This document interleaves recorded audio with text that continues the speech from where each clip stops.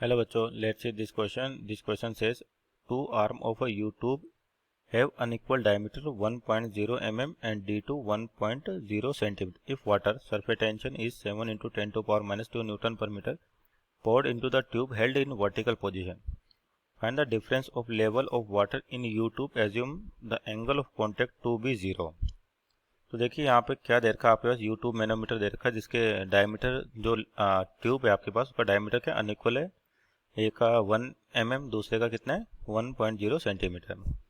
तो जैसे इसमें लिक्विड डाला जाता है तो आपके पास जो डायमीटर अलग होने के कारण क्या होता है दोनों में के अंदर जो लेवल वाटर का लिफ्ट होता है वो और यहाँ पर जो की कॉन्सेप्ट यहाँ पर आपका जो की कॉन्सेप्ट होगा बेसिकली ये हो जाएगा कैपिलरी फिनोमिना। की कॉन्सेप्ट कैपिलरी फिनोमिना की जब भी आपके पास कोई भी ग्लास ट्यूब लिक्विड के अंदर डिप की जाए बहुत ही कम डायमीटर हो तो लिक्विड क्या होता है उसमें लिफ्ट कर जाता है। तो ये जो फिनोमिना होता है आपके पास ये क्या होता है कैपिलरी फिनोमिना। तो आपके पास यहाँ पर की कॉन्सेप्ट एक तो ये हो गया और दूसरा अपन जब भी ग्लास ट्यूब में लिक्विड लिफ्ट करता है तो आपके पास जो सरफेस टेंशन है और उसकी वजह से सरफेस टेंशन फोर्स जनरेट होती है तो वो लेवल लिक्विड को लिफ्ट कर जाती है आपके पास। तो यहाँ पर दूसरा की कॉन्सेप्ट होगा सरफेस टेंशन। सरफेस टेंशन जो वाटर की प्रॉपर्टी है आपके पास। अब देखिए यहाँ पर हो क्या रहा है कि आपको एक कैपिलरी ट्यूब दे रखी है। सपोज करिए इस प्रकार से आपके पास कैपिलरी ट्यूब है और दोनों का डायमीटर क्या अलग अलग है। यहाँ पे एक का कितना 1 mm और दूसरे का है 1 सेंटीमीटर। मान लेते हैं ये आपके पास कैपिलरी ट्यूब है जिसका डायमीटर कितना है 1 mm यानी कि D1 1 mm। तो इसको क्या कहते हैं अपन 1 इंटू 10⁻³ मीटर। और ये जो ट्यूब है आपके पास इधर डायमीटर दे रखा है D2 1 centimetre means 1 into 10⁻² metre. तो ये तो इसकी SI यूनिट। तो यानी कि जब किसी कैपिलरी ट्यूब को लिक्विड के अंदर डिप किया जाता है तो उसमें जो लिक्विड का लेवल लिफ्ट करता है आपके पास जैसे यहाँ पर साइड में है ये मान लिया आपके पास कैपिलरी ट्यूब है और इसको किसी लिक्विड के अंदर लिफ्ट किया जाता है तो ये क्या करता है लिक्विड किसी हाइट तक लिफ्ट कर जाता है आपके पास। मान लेते हैं फ्री सरफेस है वाटर का और ये लिफ्ट कर गया इसको बोलते हैं कैपिलरी राइज। इसकी वैल्यू लिख दी अपन H। तो H होता है जो आपके पास ये होता है 2T cos theta upon rho g r 2T cos theta upon rho g r. तो कोस थीटा यहाँ पे थीटा क्या होता है एंगल ऑफ कॉन्टैक्ट, आर होता है radius of curvature of tube sorry meniscus जो इसमें मेनिस्कस बनेगा आपके पास। यहाँ पे जब लिक्विड लिफ्ट करता है तो आपके पास जो वाटर टॉप सरफेस है थोड़ी सी डिफरेंट होती है इसको मेनिस्कस कहते हैं अपन। तो ये आर जो है इस मेनिस्कस की रेडियस ऑफ कर्वेचर है आपके पास। और थीटा के angle of contact. Angle of contact क्या होता है कि मेनिस्कस पे अपन क्या करें एक टेंजेंट ड्रॉप करें इस तरीके से। तो ये जो एंगल है आपके पास ये कहलाता है एंगल ऑफ कॉन्टैक्ट।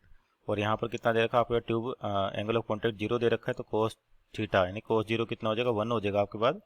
तो 2T upon rho g are. लेकिन जब ये थीटा 0 होता है इसका इस समय क्या होता है आपके पास जो मेनिस्कस है वो एक आपके पास होलो हेमिस्फीयर की तरह परफेक्ट हेमिस्फीयर बनाता है और जो एंगल ऑफ कॉन्टैक्ट है यहाँ पर 0 हो जाएगा इस केस में।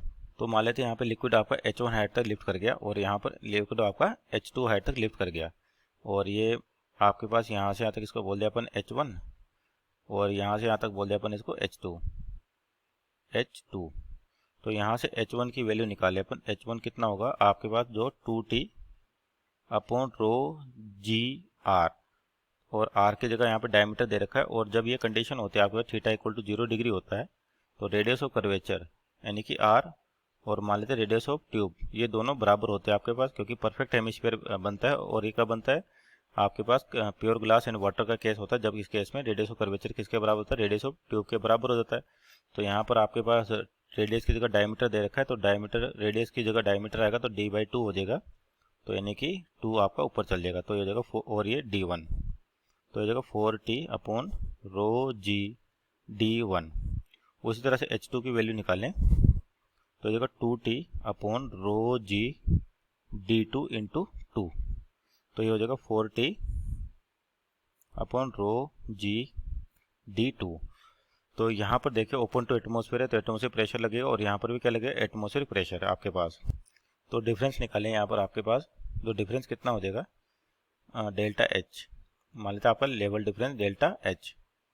और दोनों ट्यूब आपके पास के ओपन टू एटमॉस्फेयर है तो एटमॉस्फेयर प्रेशर का इफेक्ट दोनों जगह सेम आएगा तो उसको अपन नेग्लेक्ट कर सकते हैं।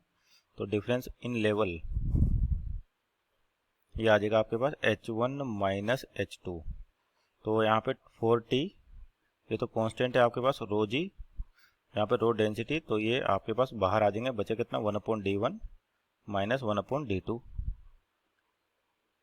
तो क्या हो गया ये आपके पास 40 वैल्यूज रखे हैं यहाँ पर, जो वैल्यूज गिवन है 4 आपके पास यहाँ पे, और सरफेस टेंशन है 7 × 10⁻⁻2 upon rho density of water 10⁻³ into g की वैल्यू मान लो 10 ले अपन, और 1/d1 यानी कि 1 × 10⁻³ मीटर, और आपके पास इधर क्या है सेंटीमीटर यानी कि 10⁻⁻2।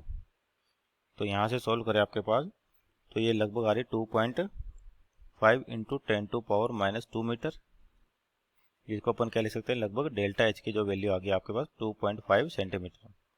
सो the difference in level is equal to 2.5 centimetre. Hope you understood it well, best of luck.